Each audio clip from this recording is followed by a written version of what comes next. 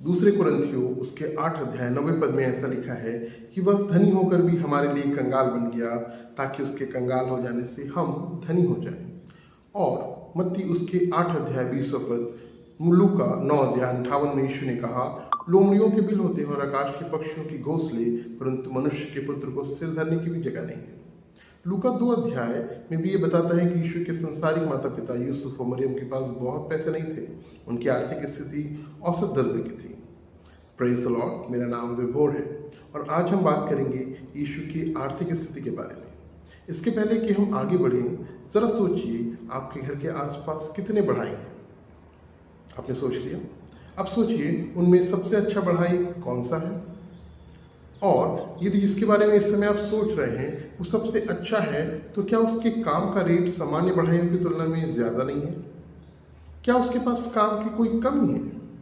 मुझे लगता है आपका जवाब होगा, सबसे अच्छी बढ़ाई का रेट सबसे ज़्यादा है और काम की कमी छोड़िए, उसके पास काम वेटिंग लिस्ट में है।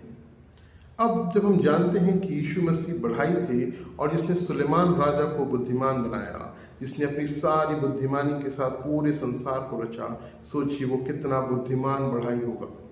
यहाँ तक कि वो सारे संसार का अब तक का सबसे अच्छा बुद्धिमान बढ़ाई होगा। और जो सबसे अच्छा होगा, क्या उसके पास काम और पैसे की कोई कमी होगी?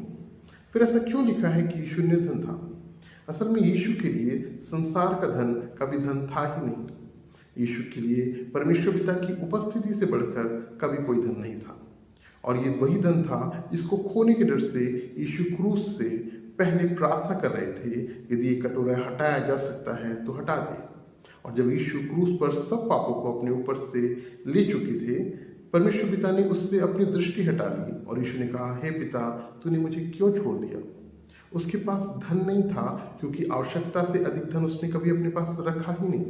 और जिसने हमें सिखाया निर्धन, अनाथों और विधवाओं की सुधि लेने के बारे में, तो उसने क्या हर रीति से उनकी सहायता नहीं की होगी? क्रूस पर यीशु हमारे लिए परमेश्वर पिता की उपस्थिति से दूर हो गए, जो कि उसका एक्चुअल में धन था, ताकि हम सब परमेश्वर पिता की उपस्थिति को प्राप्त कर सकें। हमारा प्रभु सच में बहुत महान है। Praise the Lord.